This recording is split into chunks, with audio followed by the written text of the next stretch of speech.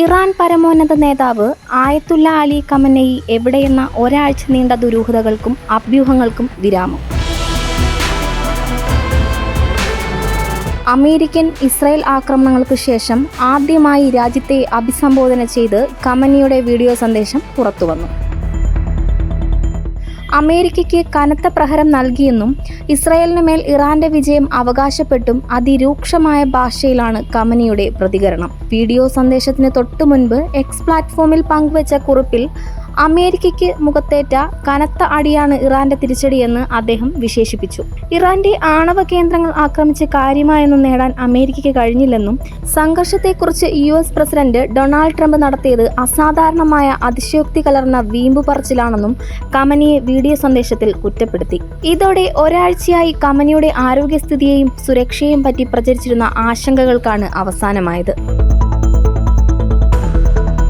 Israel US ആക്രമണങ്ങളെ തുടർന്ന് ഖമനിയെ അതീവ സുരക്ഷാ സംവിധാനങ്ങളുള്ള ഒരു ഭൂഗർഭ ബങ്കറിലേക്ക് മാറ്റിയതായി റിപ്പോർട്ടുകളുണ്ടായിരുന്നു. അദ്ദേഹത്തിന്റെ അസാന്നിധ്യത്തിൽ പിൻഗാമിയെ കണ്ടെത്താനുള്ള സമിതി പോലും ചർച്ചകൾ വേഗത്തിലാക്കിയതായി വാർത്തകൾ വന്നിരുന്നു. ടെലിവിഷൻ അവതാരകൻ പരസ്യമായി അദ്ദേഹത്തിന്റെ ആരോഗ്യ വിവരം അന്വേഷിച്ചതും ഇറാനകത്ത് ആശങ്ക പടർത്തിയിരുന്നു. ഈ സാഹചര്യത്തിലാണ് എല്ലാ അഭ്യൂഹങ്ങളെയും ആസ്ഥാനത്താക്കി ഖമനിയുടെ സന്ദേശം എത്തിയിരിക്കുന്നത്. ഇസ്രായേലും അമേരിക്കയും ചേർന്ന് ഇറാന്റെ തന്ത്രപ്രധാനമായ 3 ആണവ കേന്ദ്രങ്ങളിൽ ബോംബിട്ടതും ഇതിന് പ്രതികാരമായി ഖത്തറിലെ അമേരിക്കൻ സൈനിക താവളത്തിന് നേരെ ഇറാൻ മിസൈൽ ആക്രമണം നടത്തിയതും മേഖലയെ യുദ്ധമുനമ്പിൽ നിർത്തിയിരുന്നു.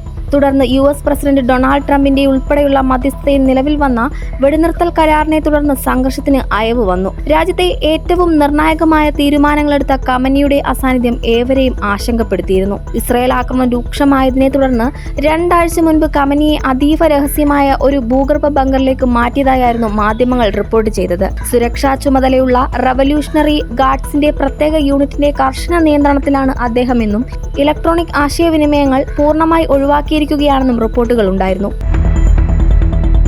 വെടിനിർത്തൽ നിലവിലുണ്ടെങ്കിലും ഇസ്രായേൽ എപ്പോഴും ഖമനിയെ വധിക്കാൻ ശ്രമിച്ചേക്കാമെന്ന് സുരക്ഷാ ഉദ്യോഗസ്ഥർ ഭയക്കുന്നതായി അദ്ദേഹത്തിന്റെ സൈനിക ഉപദേഷ്ടാവിന്റെ മകനും രാഷ്ട്രീയ നിരീക്ഷകനുമായ ഹംസ സഫവി പറഞ്ഞു. ദ ടെലിഗ്രാഫ് പുറത്തുവിട്ട വിവരങ്ങൾ അനുസരിച്ച് ഇറാനിയൻ അധികാര ഘടനയിലേക്ക് ഇസ്രായേൽ രഹസ്യാന്വേഷണ ഏജൻസികൾ ആഴത്തിൽ നുഴഞ്ഞുകയറിയിട്ടുണ്ടത്രേ. അതിനാൽ ഖമനിക്കെതിരെ ഒരു ആക്രമണം ഉണ്ടാകുമെന്നും ടെഹ്റാനിൽ കടുത്ത ആശങ്കയുണ്ട്. അതിനാൽ ഖമനി നുഴഞ്ഞുകയറ്റവും വധശ്രമങ്ങളും തടയാൻ രൂപീകരിച്ച രഹസ്യ സുരക്ഷാ സേനയുടെ 24/7 സംരക്ഷണത്തിലാണ്. അടുത്തിടെ IRGCയിലെ മുതിർന്ന കമാൻഡർക്ക് പോലും ഈ ഗ്രൂപ്പിന്റെ അസ്തിത്വം അറിയില്ലായിരുന്നുവെന്ന് അടുത്തിടെ ഉദ്യോഗസ്ഥർ സ്ഥിരീകരിച്ചിരുന്നു.